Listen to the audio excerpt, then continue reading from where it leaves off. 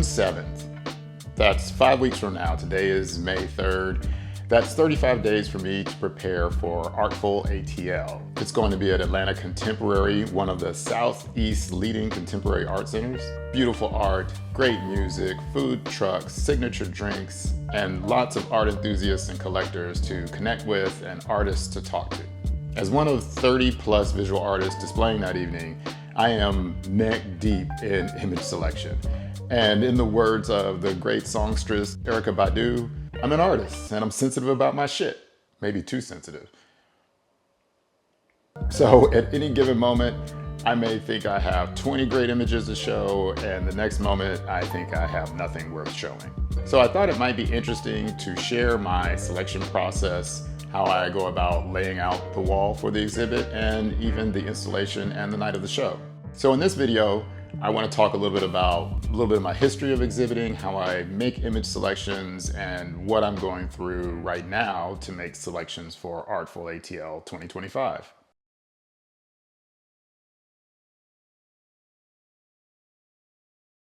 My first photography exhibit was in 2021 at Artful ATL. I had only been shooting photography seriously for about a year, so my archive was fairly thin, and the archive is the photographer's secret weapon. But I had been active, and therefore there were some pictures I thought would be valuable to show. There were pictures I liked, I wanted other people to see, and so that was the whole attitude I had going into that show.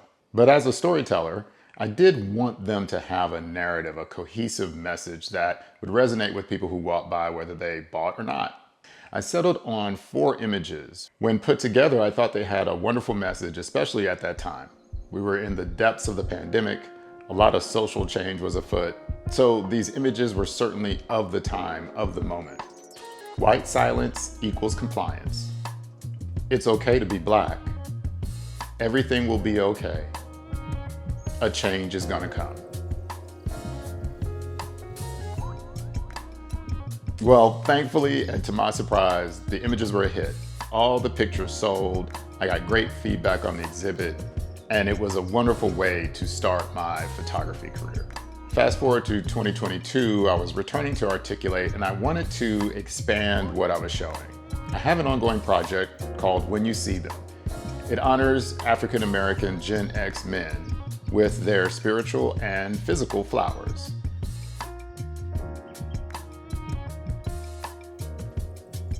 It's a simple concept that actually started with me celebrating my 50th birthday.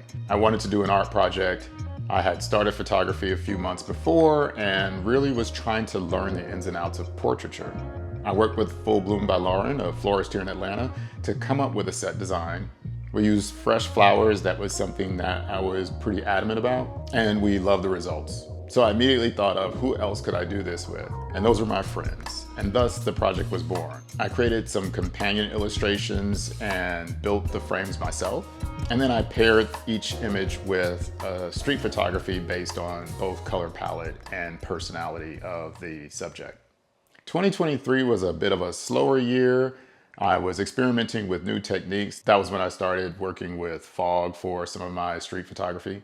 Late that year, I exhibited one piece that became the cornerstone for Vanishing Point. And by 2024, the Vanishing Point project had fully shaped. And I wanted to premiere some pieces, and Artful ATL 2024 was the perfect place to do that. I finally landed on a style I liked.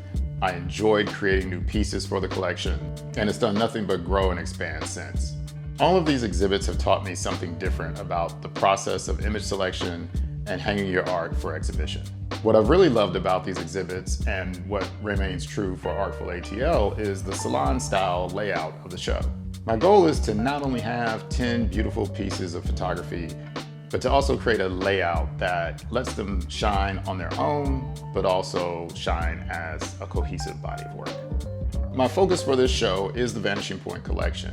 But it's not just showing more pieces, but actually letting people see the expansion of the work from just fog to dusk shots and storm shots that I now include. I have about 5 or 6 really strong candidates that I'm between 90 and 100% sure will be in the show. And so I need to find the other 4 or 5 that will get added.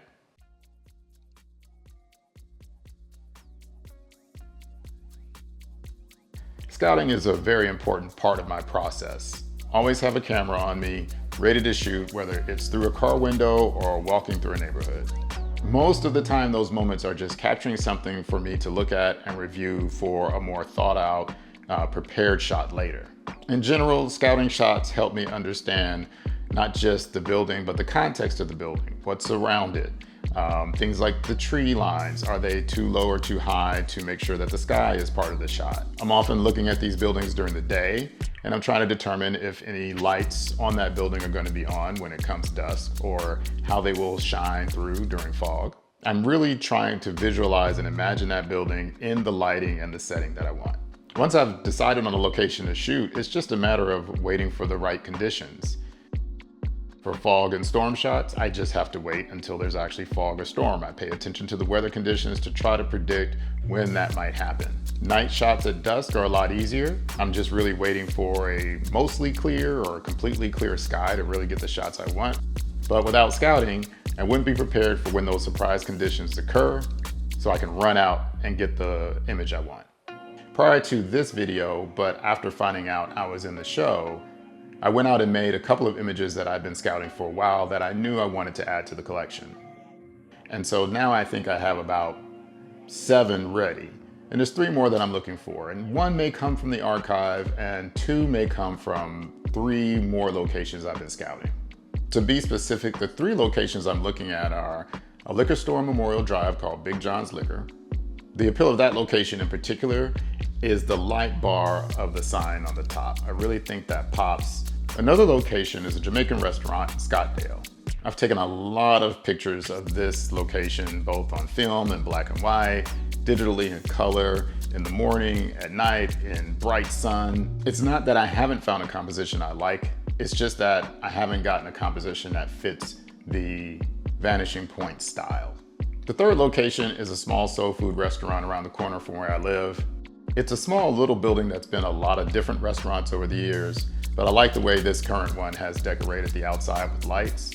I only have about 3 weeks to really get those captured and in a state that I love, because I want to leave the last 2 weeks for printing, catching any mistakes, there are always mistakes, and getting them ready to hang for the installation.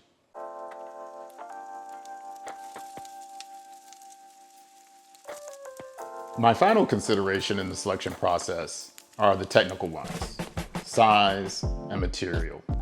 Now, my signature printing style is to print on aluminum, and that's what I'm going to do for this show as well. I've fallen in love with that medium. I backlight each piece with LED lights to give them a nice ethereal glow, so that's not changing for this show. But sizes are something for me to think about. Last year, I had my signature panoramic images, and I also created some square, smaller images. Part of the goal was to present a couple of different price points, but also to showcase my different composition techniques. However, more and more, I've fallen in love with the panoramic format. I feel like it presents the images in the way that I love the most. And so this year, I think I'm going to stick with nothing but panoramic images, but different sizes still. Well, as you can tell, there's a lot to consider and a lot that goes into this process. I'll be sharing updates as I make my final selections and talk through why I made them. So please be on the lookout for more videos and articles on my Substack, lensandletters.art. Thanks for watching.